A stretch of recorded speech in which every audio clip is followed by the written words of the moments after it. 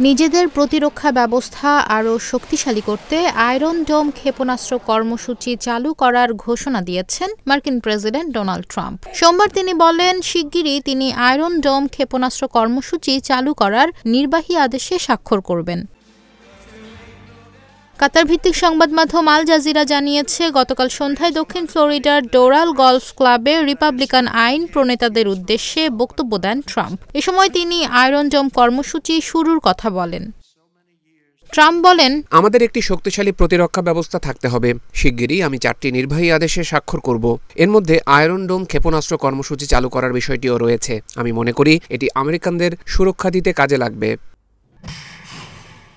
ইসরায়েলের সবচেয়ে বড় প্রতিরক্ষা সুরক্ষার নাম আয়রন ডোম। হামাস, হিজবুল্লাহ ও ইরানের বহু ক্ষেপণাস্ত্র হামলা এই আয়রন ডোমের মাধ্যমে প্রতিহত করেছে ইসরায়েল। একসময় যুক্তরাষ্ট্রের কারিগরি ও প্রযুক্তিগত সহায়তা নিয়েই ইসরায়েল এই অত্যাধুনিক ক্ষেপণাস্ত্র ব্যবস্থা গড়ে তুলেছিল। এবার ট্রাম্প যুক্তরাষ্ট্রের জন্য নিজস্ব আয়রন ডোম তৈরির ঘোষণা দিলেন।